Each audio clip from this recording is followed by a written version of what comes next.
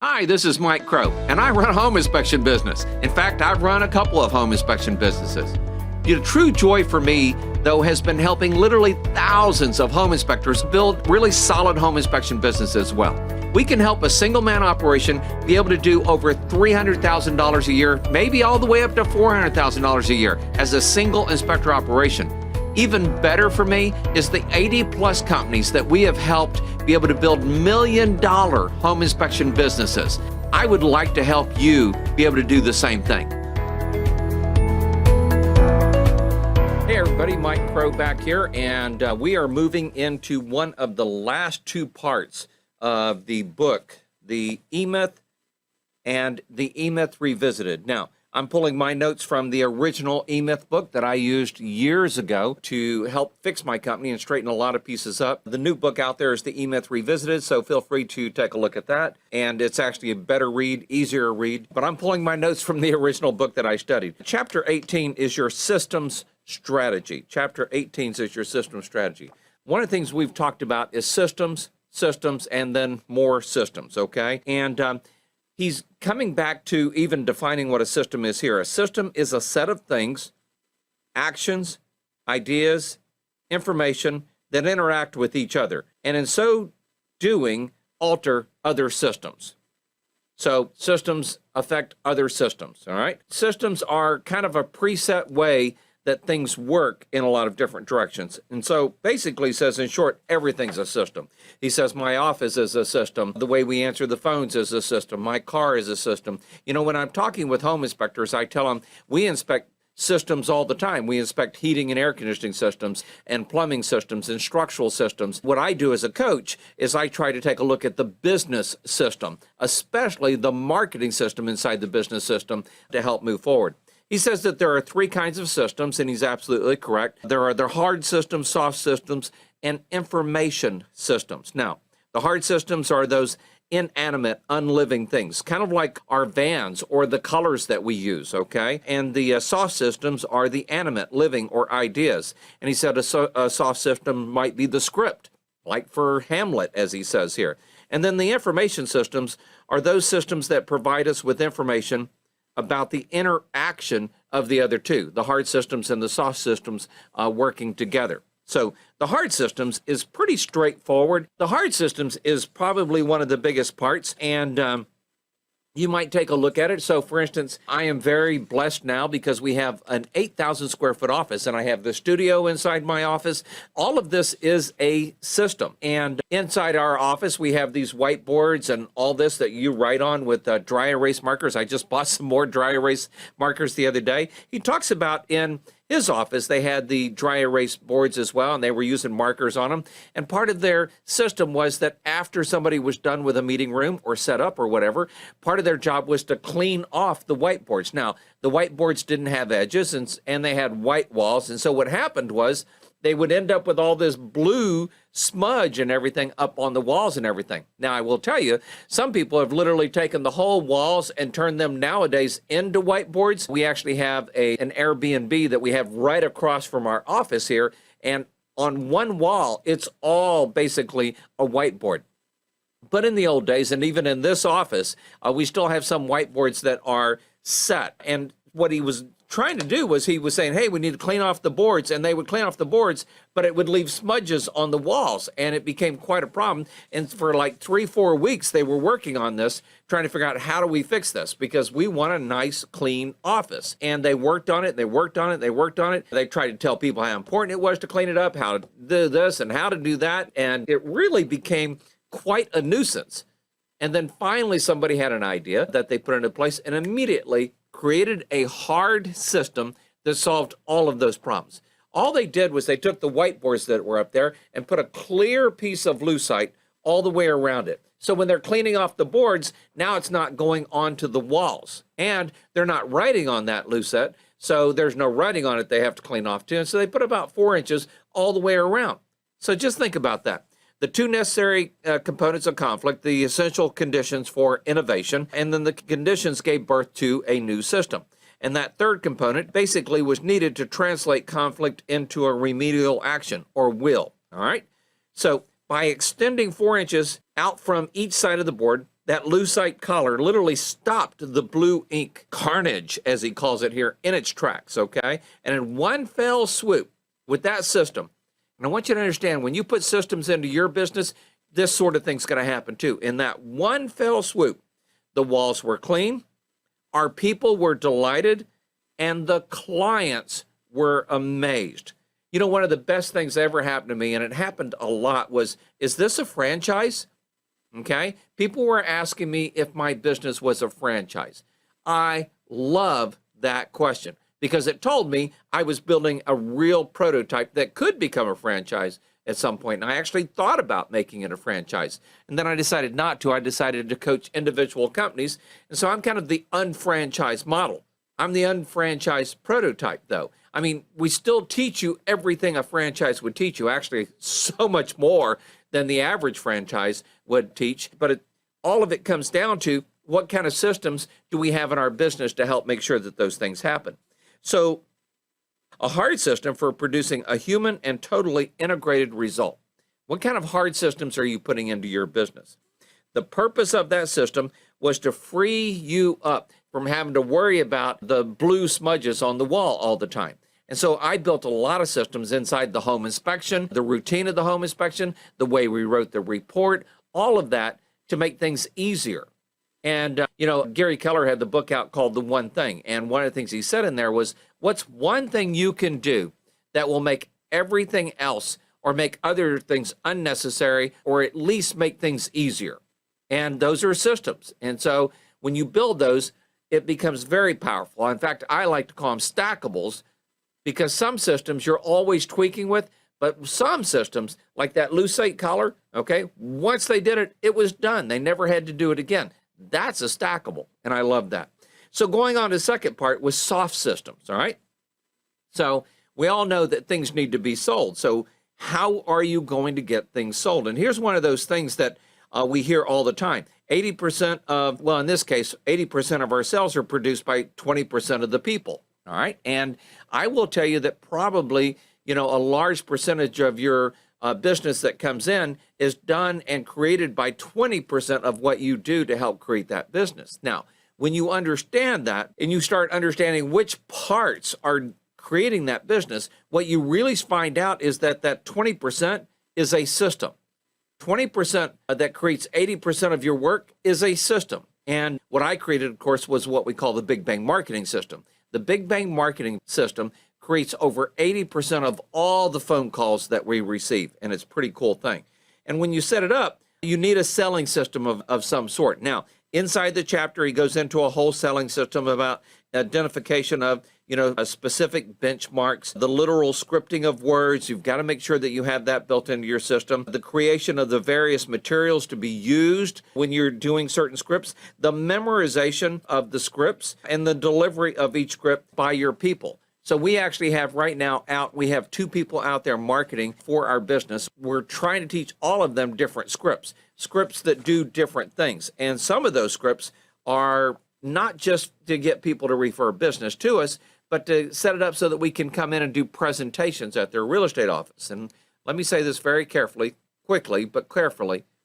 The number one way to build your business is by presentations. The number one way to build your business is by presentations. Here's the good news is, you don't have to do those presentations, but those presentations need to be done by you and or some kind of a salesperson or marketing person, okay? We're now actually calling our marketing people marketing coaches because they go in and try to teach people how to help market their business. So the power selling system is built up of a couple of parts. One is the structure and then the substance. The structure is what you do, and then the substance is how you do it.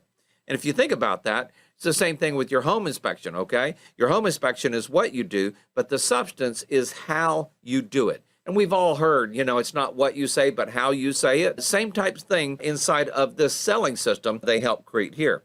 And by the way, the reason they mention the selling system here is because it's one of the most powerful systems that you will need to move your company forward. Whether you stay a single-man operation or whether you become a multi-inspector firm, if you do not have a powerful selling system or a system that helps people that want to refer you, then your business is going to be in serious trouble. And then he has 3 parts about the selling system that he talks about here is the appointment presentation, the needs analysis presentation, and then the solutions presentation. And so there's broken down into 3 parts. The appointment presentation is one of the important. So as our marketing people are going out there to the offices, their job, besides just letting people know who we are and all that good stuff, their main job is to schedule appointments for presentations. Now, they can be one-on-one, but even more importantly are when we do group presentations, and you want to try to make sure that you have that worked up. And he says here, the purpose of an appointment presentation is one thing and one thing only. I love it when we get that type. And that is to set up a presentation or set up an appointment as they're talking about here. And then they go through some of the scripts that they're using to do all of that. But, I also try to tell people the purpose of your brochure, the purpose of your business card has one purpose and one purpose only, and that's to make the phone ring. Your presentations really have one purpose and one purpose only, and that's for people to put us on the list to recommend to their clients. Your marketing, as you walk in and out of the real estate office, your big bang marketing has a lot of purposes, but its real essence, the one and one thing only that I really want the big bang marketing to do is help us to be able to schedule, presentations at the offices or help us set up appointments for one-on-one with agents. Either way, all right? But when you understand that, then that's pretty cool. And then they go in and talk about the need analysis presentation. And we're not going to go into that too much because it doesn't really apply to us in the home inspection world. But really, as you're going through the presentation, what you're trying to do is find out what their needs are and find out if you can meet their needs. Now, for instance, if I'm talking to a group of insurance agents instead of real estate agents, their needs are completely different. And we may not even be able to meet their needs here in Texas. And, if you were in Florida, might be a completely different thing, especially with the 4-point inspections and things like that.